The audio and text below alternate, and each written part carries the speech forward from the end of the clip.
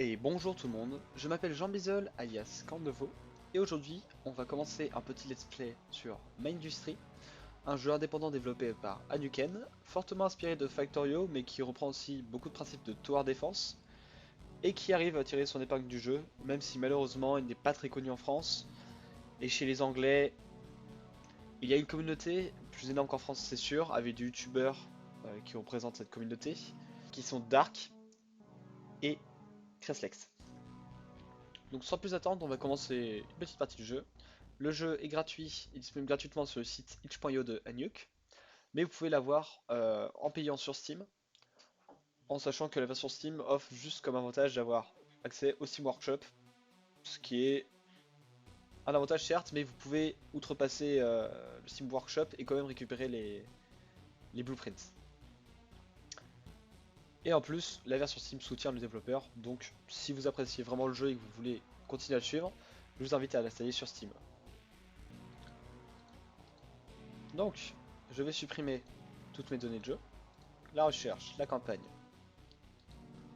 et sauvegarde.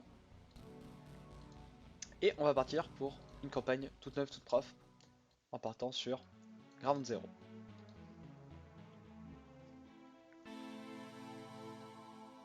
Nous voici sur place, je commence par tout supprimer et on va faire les bases des bases.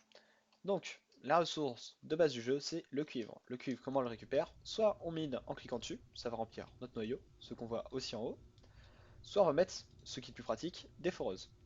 Les foreuses vont moins vite, mais elles produisent tout le temps, on n'a pas besoin de rester dans le coin pour qu'elles produisent.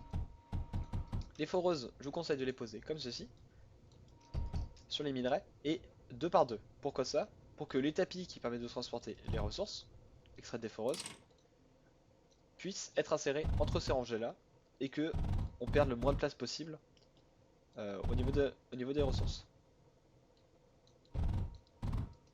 Voilà, ça c'est fait. On peut même en rajouter là et là si on veut, mais c'est de l'optimisation après. Ensuite, deuxième ressource importante, le plomb. Le plomb, c'est bien, on en a toujours besoin, donc pareil, on en récupère en début de partie. Même méthode que pour le cuivre, des mineurs, des tapis, et on tire les tapis. Petite astuce, lorsque vous tirez un tapis, appuyez sur Shift, et vous pourrez tirer le tapis euh, avec des angles, contrairement à sans Shift où vous êtes bloqué sur une seule ligne. Hop, on descend ça jusqu'en bas, directement dans notre noyau. On va obtenir maintenant les deux ressources de base. Et ce qu'on va faire tout de suite, avant d'aller préparer nos défenses, c'est aller dans les recherches et débloquer le routeur et les murs. Alors les murs, j'ai pas ce qu'il faut, il me manque du cuivre, 23. Donc je reviens, j'attends que ça se remplisse. Et je peux en appuyant B ou en cliquant là-bas rouvrir l'arbre de recherche et reprendre mon mur de cuivre. Donc maintenant nous récupérons du cuivre et du plomb. Maintenant que j'ai fait ces petites recherches, on va pouvoir commencer nos défenses. Les défenses c'est très simple. Soit vous lancez les vagues ennemies qui apparaissent dans ce cercle. Attention, la vague arrive au bout du timer ou en cliquant sur ce bouton. Si vous trouvez dans le cercle, vous mourrez instantanément. Vous faites tuer par le jeu. Donc j'ai appelé la vague en avance, un ennemi arrive, je vais pouvoir le tuer à la main. Les ennemis sont plutôt faibles, vous êtes capable de le tuer avec votre personnage. Mais ces défenses-là, nous sommes très faibles, nous ne faisons pas beaucoup de dégâts, et à partir du moment où il y aura 2, 3, voire 4 ennemis, donc dans les vagues suivantes, ce sera beaucoup plus compliqué de tenir. Donc pour ça, très simple, on met des tourelles qui vont défendre à notre place. Les tourelles faisant bien plus de dégâts que nous. En effet, si on va voir dans la base de données, on peut voir que nous, on fait 11 dégâts à peu près toutes les 1,77 secondes, 62 secondes, fois 2, c'est-à-dire qu'on fait plus ou moins 20 dégâts par seconde. En revanche, le duo, lui, fait 9 dégâts 3 fois par seconde. Ce qui fait qu'il fait 27 dégâts secondes, ce qui est bien supérieur aux dégâts que l'on est capable de faire. Mais ces duos, ils ne vont pas tirer. En effet, ils ont besoin de ressources comme munitions. En cliquant sur le petit i, on peut obtenir les informations sur la tourelle, notamment les munitions. Cuivre, graphite, silicium, pyrarite. Tout ce qu'on a, c'est du cuivre, c'est très bien, ça marche bien. Donc on récupère du cuivre, qu'on met dans des tapis qu'on va acheminer, hop là, jusqu'aux tourelles. Et là va intervenir le routeur, car si on ne fait que ça, on peut alimenter qu'une seule tourelle. Par contre, le routeur, lui, a la capacité de séparer les ressources entre plusieurs tapis. En sachant que si on met plusieurs ressources à la suite, et qu'on met plein de tapis, il est distribué sur tous les tapis. Donc, si on réfléchit un peu, on peut comprendre que si on met les routeurs de cette façon-là, lui va distribuer à ces deux routeurs-là à cette tourelle, lui va distribuer à la tourelle, et lui à cette tourelle-là. Donc mes tourelles au maintenant des munitions. Le problème avec ces tourelles, c'est que quand les ennemis vont arriver, d'ici 5 secondes, ils vont tirer dessus, et elles vont prendre des dégâts. Pour parer à ça, on va mettre des murs qui vont prendre les dégâts à la place. Les murs ont comme capacité d'avoir beaucoup plus de points de vie. Un petit mur a 320 points de vie, alors qu'une tourelle n'en a que 250. Ainsi, mes tourelles peuvent tirer, tout en étant en sécurité derrière les murs.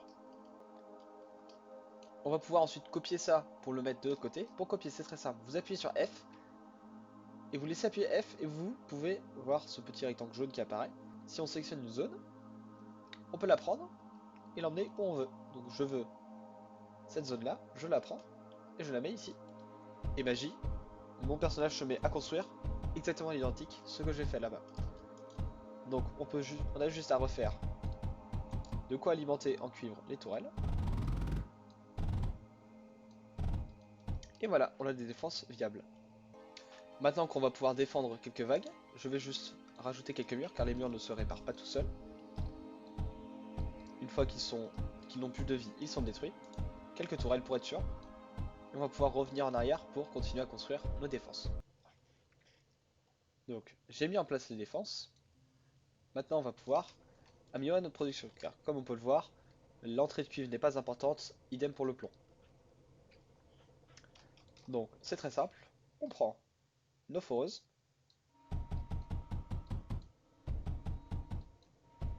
et on récupère les autres ressources présentes sur la map.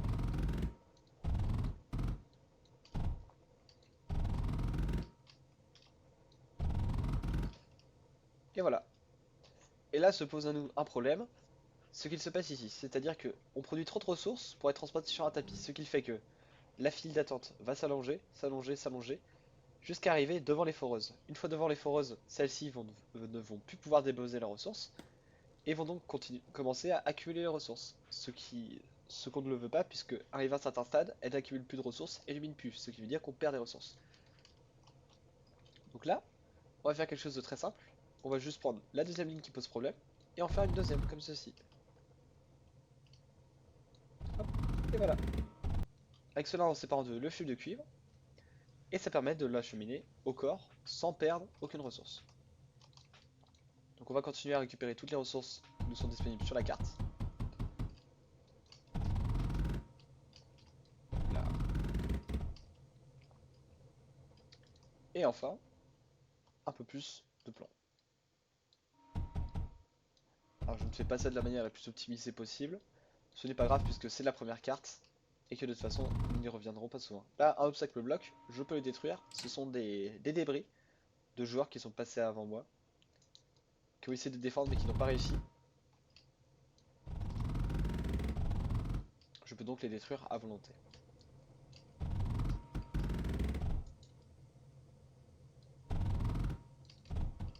Et voilà. Nous avons donc un apport plutôt agréable de copper, idem pour le plomb. Maintenant nos défenses, voyons comment elles se portent.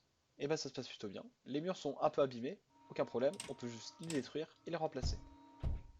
Et on va pouvoir maintenant commencer à envoyer les vagues les unes après les autres et à les passer comme ça indéfiniment.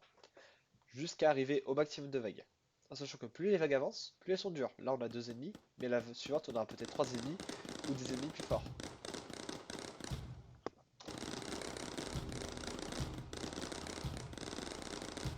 Une vague de plus.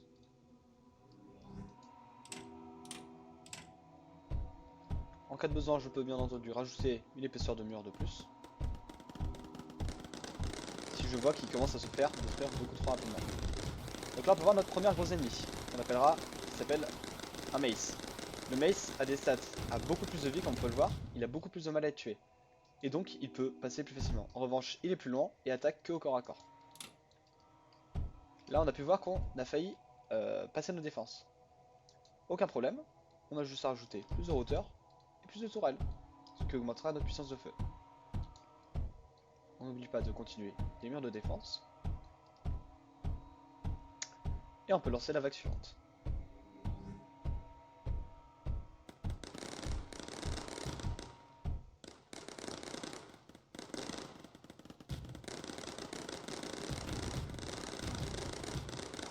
Comme vous pouvez le voir, avec les tourelles qu'on a rajoutées, aucun problème, les ennemis se font détruire très facilement. Et là on nous dit que le secteur a été capturé, c'est-à-dire que aucune vague n'arrivera de nouveau sur ce secteur, on est tranquille, on n'a plus qu'à attendre que notre noyau se remplisse à fond de ressources, c'est-à-dire 4000 de chaque ressource, c'est écrit en bas à droite. Et une fois cela fait, je vous retrouve. Bon, finalement je vous retrouve pas tout de suite, puisque je vais profiter de ce temps d'attente pour vous expliquer le fonctionnement de certains blocs. Donc je vais tous les débloquer en l'arbre de recherche. Également le mur. Et ça je ne peux pas pour l'instant. Je vais donc commencer par les jonctions. Les jonctions c'est très simple. Je vais vous faire l'exemple, vous allez tout de suite comprendre. Je mets une jonction là. Si je fais arriver le plomb par ici, il va rentrer sur le tapis. Dès qu'il y aura de la place, il essaiera de s'insérer. Ici par exemple, hop, il remplit les trous. En revanche, si je le fais arriver sur la jonction, il va traverser sans se mélanger. Ça permet de chevaucher les tapis les uns sur les autres. Le jeu en met automatiquement au croisement. Ici, je fais passer un tapis là et un autre là. Le jeu a automatiquement compris qu'il fallait mettre une jonction là. Idem ici. Ça permet de ne pas mélanger les ressources. Ensuite, le trieur. Le trieur aussi, c'est très simple. On choisit une ressource. Et si la ressource choisie arrive, il la laisse passer. Par contre, si ce n'est pas la ressource choisie, il l'envoie sur le côté. Donc si jamais une des ressources choisies arrive sur le tapis, elle continuera son chemin tout droit. Bien ensuite, le trieur inversé. Le trieur inversé, c'est très simple, c'est l'inverse du trieur. Je prends le cuivre. Si du cuivre arrive, il l'enverra sur les côtés au lieu de le laisser passer.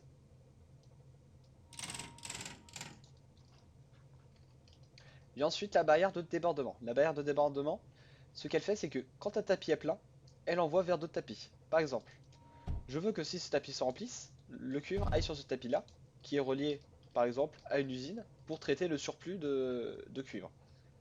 Là, comme le tapis ne bloque pas ici, aucun problème. Par contre, si il vient bloquer, le reste de cuivre sera envoyé juste ici.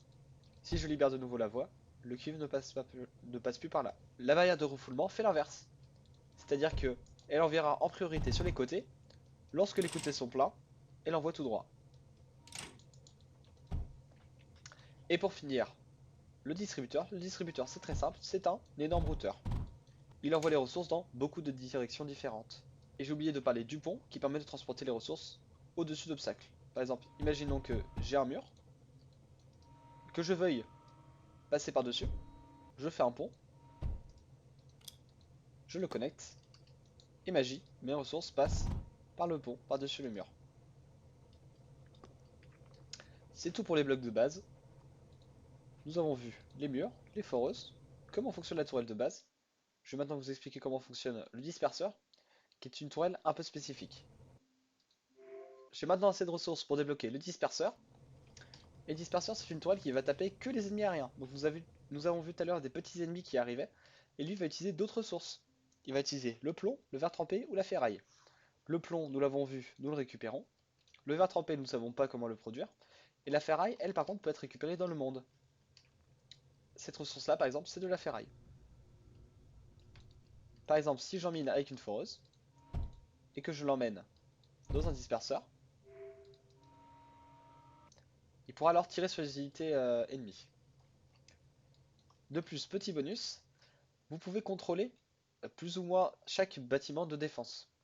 Par exemple, une tourelle, aucun problème. Je fais CTRL-clic et je peux tirer avec. Faites bien CTRL-clic gauche, sinon si vous faites CTRL-clic droit, ça supprimera tout simplement le bâtiment. Pour réparer ton noyau, c'est écrit en bas, il suffit de faire V. Attention, vous réapparaîtrez au noyau et pas là où vous étiez. Idem pour les disperseurs, qui sont des tourelles anti-aériennes et qui ont des tirs légèrement différents. Ils tirent des salves et font de très bons dégâts. En revanche, ils ne tirent que sur les ennemis aériens, mais ils ont une très bonne portée. Il est également possible de prendre le contrôle des routeurs, parce que pourquoi pas. Par exemple, si je prends le contrôle de ce routeur, je peux choisir de quelle direction vont les ressources. c'est purement pour la blague que Hanukkah a rajouté ça au jeu, mais ça peut toujours servir. Et donc on va s'arrêter là pour la première vidéo sur Mindustry. J'espère qu'elle vous aura plu, qu'elle vous aura donné envie de jouer au jeu. Et si vous n'êtes toujours pas convaincu, vous pouvez regarder la suite qui arrive très bientôt. Et sur ce, je vous dis à la prochaine.